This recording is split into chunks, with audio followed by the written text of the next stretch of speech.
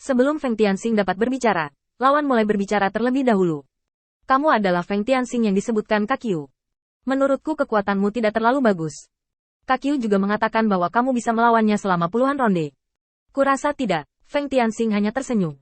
Jika dulu, aku akan berpikir untuk bermain denganmu. Tapi hari ini aku sedang terburu-buru, jadi kamu bisa menggunakan jurus terkuatmu. Lawan tertawa terbahak-bahak. Langkah terkuat. Apakah kamu layak?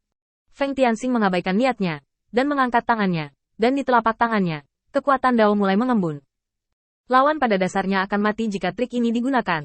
Feng Tianxing tidak berniat membuang waktu bersamanya di sini. Masalah kacau lebih besar dari yang dia duga. Memikirkan kembali dengan hati-hati rangkaian hal yang Kakyu ikuti untuk dikembangkan di awal. Kakyu sepertinya tidak punya pilihan selain membuat pilihan.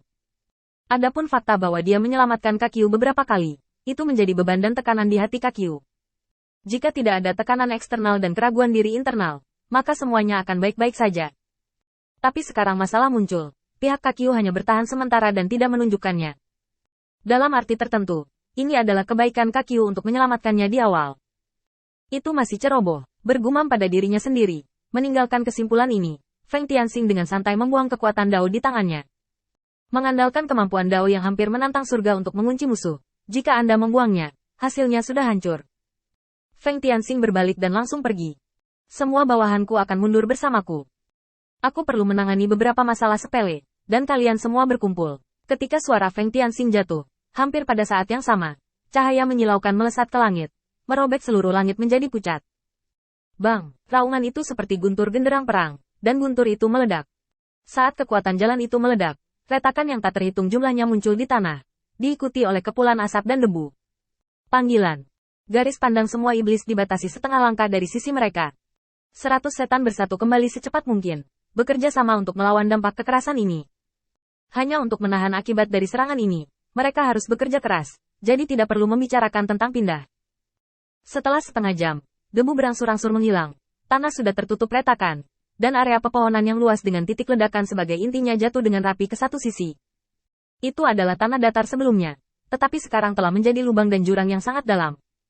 Di bagian jurang terdalam, cahaya bintang kecil muncul dengan santai. Lihat, apa itu? Kapten Mozu mendengar suara itu dan melihat sebuah patung dengan bentuk unik muncul di depan mereka di dasar lubang, di mana air tanah secara bertahap menyebar. Kapten, apa yang harus kita lakukan? Hanya dengan sedikit tenaga kita, tidak mungkin menyimpan berita ini. Kapten Mozu melihat sekeliling, dan melemparkan lusinan batu besar setinggi seseorang ke dasar lubang sebelum berbicara. Situasi di sini telah berubah. Sayangnya, kamu kembali dan meminta instruksi dari Lord Zhenwu Mojun. Orang-orang lainnya akan berpatroli di sekitar sini bersamaku, dan berita akan diblokir selama mungkin. Ranah rahasia baru yang belum ditemukan siapapun untuk saat ini. Memiliki nilai yang sangat besar di dalamnya. Selama waktu untuk memasuki alam rahasia cukup awal dan ada cukup waktu untuk menguraikan mekanismenya, sangat mungkin alam rahasia tersebut mengandung sumber daya yang sangat besar. Ranah rahasia apapun yang belum dibuka akan menarik perhatian iblis yang tak terhitung jumlahnya. Ini adalah undian kotak buta. Tapi kali ini, setelah Feng Tianxing mendengar berita itu, dia tidak memperhatikannya, tetapi malah memberi perintah. Biarkan bawahan mundur dulu, dan tidak perlu memblokir berita. Biarkan mereka menyelidiki sesuka mereka. Melihat mata bingung Kakyu, Feng Tianxing menjelaskan. Jika ada banyak harta di alam rahasia, maka akan ada banyak jebakan untuknya, dan dia tidak bisa masuk untuk sementara waktu.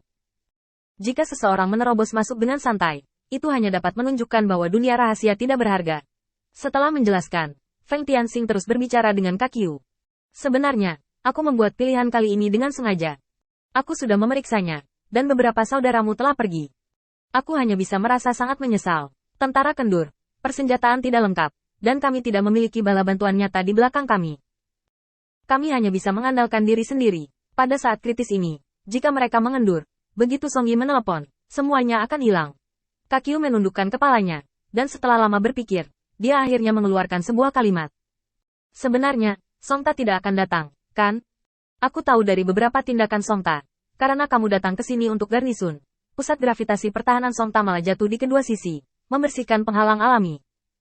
Sembunyikan momok dan bangun menjadi cangkang besi yang lebih kuat. Feng Tianxing tersenyum, dan mengisolasi ruangan dari dalam dan luar, sebelum dia berbicara. Kamu telah mengamati dengan baik. Song Yi dan aku memiliki hubungan yang baik. Aku telah menulis surat kepadanya secara pribadi. Dia memang tidak akan menyerang kita dalam waktu singkat. Kakyu bahkan lebih bingung. Lalu mengapa kamu memilih untuk mengorbankan bagian ini? Feng Tianxing meraba dagunya dan berkata dengan tiba-tiba. Apakah kamu ingin hidup? Kakyu membeku sesaat, tetapi mengangguk.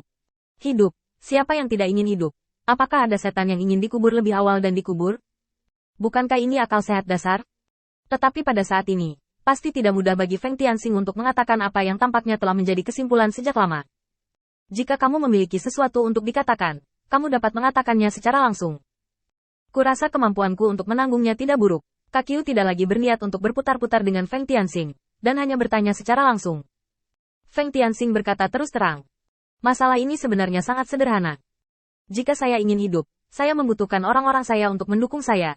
Meskipun saya dalam posisi yang sangat tinggi sekarang, saya sebenarnya telah meninggalkan pusat kekuasaan. Jia Luo diam-diam ingin saya mati, dan dia menunggu saya melakukan kesalahan. Sebagai bayangan, pasti akan ada kekacauan di sini di masa depan. Bahkan jika Song Yi tidak menyerang kita, iblis lain akan mempertimbangkan untuk menyerang kita. Kekalahan di medan perang kecil membuat saya berisiko diinterogasi, dan kekalahan di medan perang besar menempatkan kepala saya di tanah. Kakyu tertegun sejenak, dan dengan hati-hati menemukan arti dari jargon Feng Tian. Memang, sejauh Feng Tianxing telah menemukan cara yang tidak menyenangkan bagi Jia Luo dalam 3 hari terakhir. Tidak heran jika Jia Luo tidak menginginkan nyawanya. Jadi Feng Tianxing berada di tempat yang sangat berbahaya sekarang. Dan begitu ada perang, begitu ada kekalahan. Bahkan jika Jia Luo tidak mengambil inisiatif untuk melakukannya, iblis di sekitarnya akan mencoba yang terbaik untuk menyeret Feng Tianxing ke dalam air. Lagi pula, status dan perlakuan dangkal Feng Tianxing saat ini sudah cukup untuk membuat setan lain cemburu.